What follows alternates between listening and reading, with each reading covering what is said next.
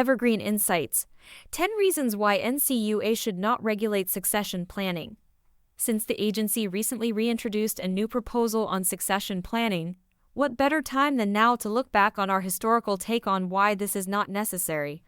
Also, in the near future, watch for another episode on this proposed rule and our comment letter to NCUA on this topic. You can also watch for more Evergreen Insights, which are past episodes that are timeless. This episode is called Evergreen Insights 10 Reasons Why NCUA Should Not Regulate Succession Planning. Since the agency recently reintroduced a new proposal on succession planning, what better time than now to look back on our historical take on why this is not necessary? Also, in the near future, watch for another episode on this proposed rule and our potential comment letter to NCUA on this topic. You can also watch for more Evergreen Insights in the future, which are past episodes on timeless topics. Do you want to maximize your success with NCUA? Join Mark Treichel as he shares with you the insider's view on passing your exam with flying colors. The With Flying Colors podcast is sponsored by Credit Union Exam Solutions by Mark Treichel. If you would like to work directly with the Credit Union Exam Solutions team and receive support to optimize your results with NCUA so you save time and money, visit us at marktreichel.com to find out more.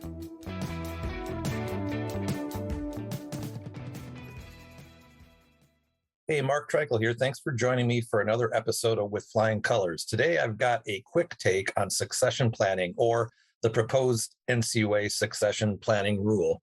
And I'm going to provide 10 reasons why a succession planning regulation is a bad idea. So in January of 2022, at its NCUA board meeting, the board voted to approve a proposed rule on succession planning by a vote of 2-1, with board member Rodney Hood voting against the proposal. Now, according to NCUA, succession planning is the process through which an organization identifies, develops, and retains key personnel to ensure its viability and continued effective performance.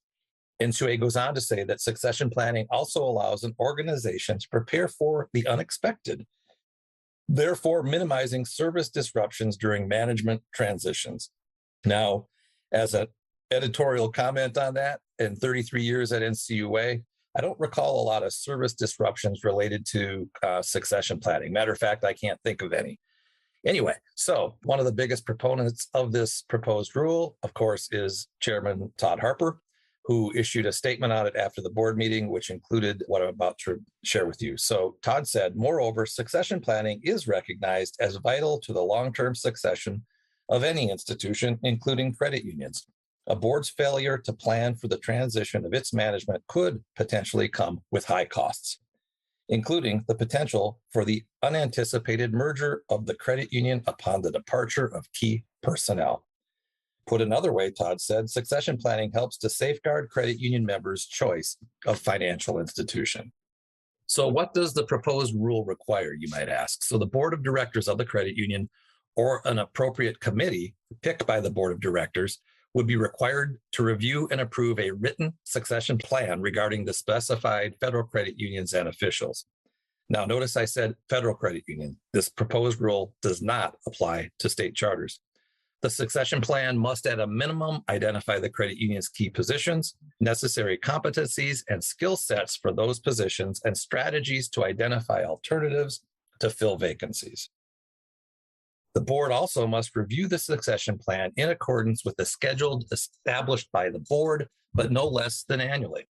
Also, in addition, the proposed rule would amend 701.4B3, which sets forth certain educational requirements for federal credit union directors and require that directors have a working familiarity with the federal credit union's succession plan. Now, relative to succession planning efforts, this proposed rule is intended to strengthen current succession planning efforts at credit unions and to require others that do not yet have such planning to commence their succession planning processes. The proposed rule is also consistent with the guidance issued by other banking agencies to address succession planning. Notice I said guidance at other agencies, not regulations at other agencies. All right, so my top 10 reasons why NCUA does not need a succession planning rule.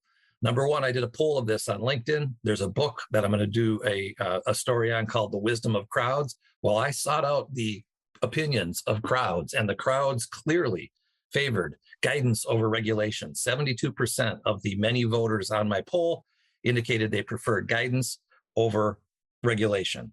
Now, 22% said no regulation, no guidance. Let's have neither. And quite frankly, that's where I think NCUA should be, although I'm sure they'll either land on regulation or guidance. And lastly, only 6% of those who voted felt that there was a regulation required for succession planning.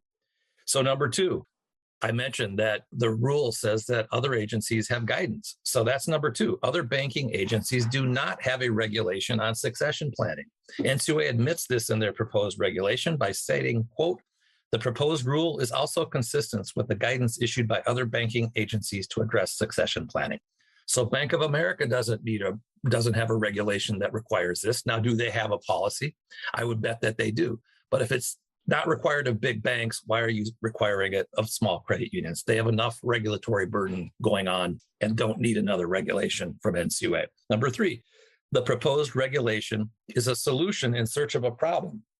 It's flawed to think that a succession planning regulation, guidance, or policy will have a material impact on slowing mergers.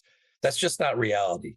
It's easy to say in a proposed regulation, and it's, in my opinion, flawed logic.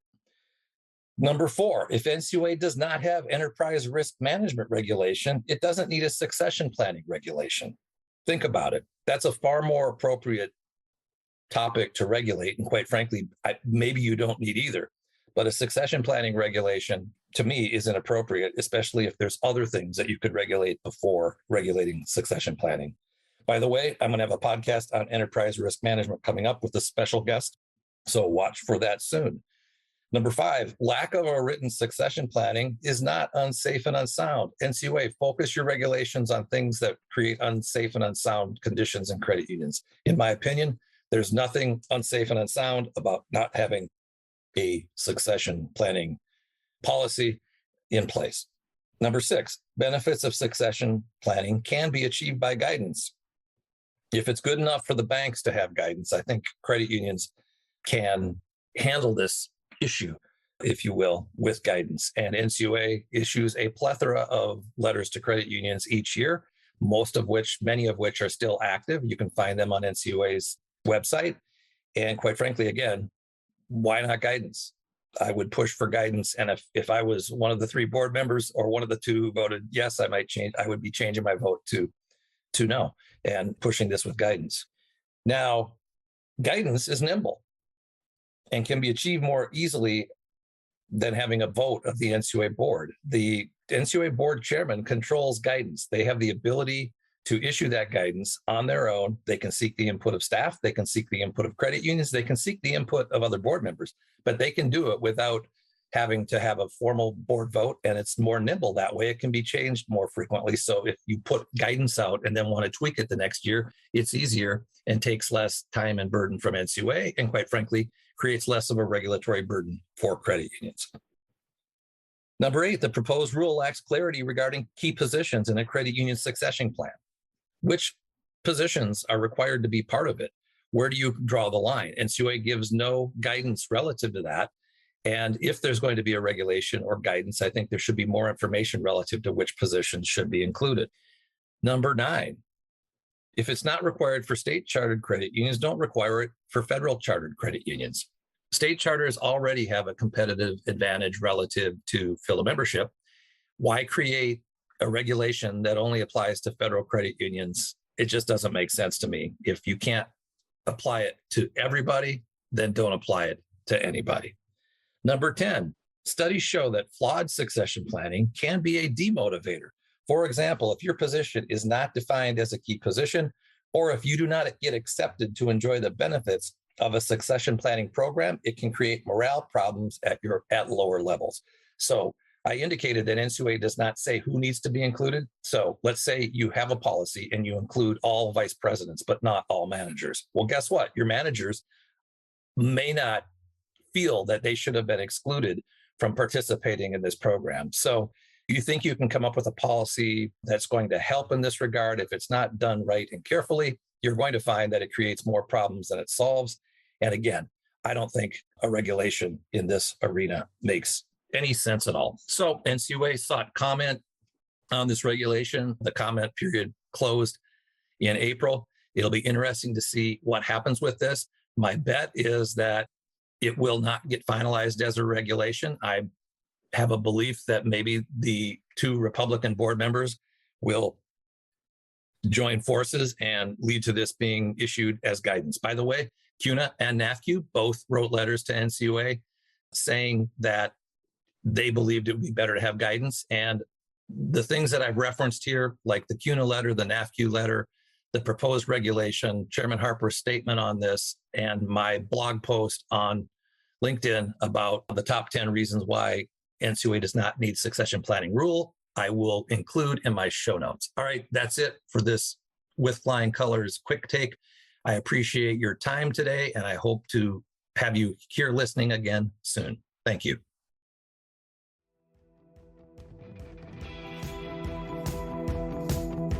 Thank you for joining us on this episode of With Flying Colors. Subscribe on your favorite podcast app to hear future episodes where subject matter experts of all varieties will provide tips on how to achieve success with NCUA. If you would like to learn more about how we assist credit unions, check out our services at marktreichel.com.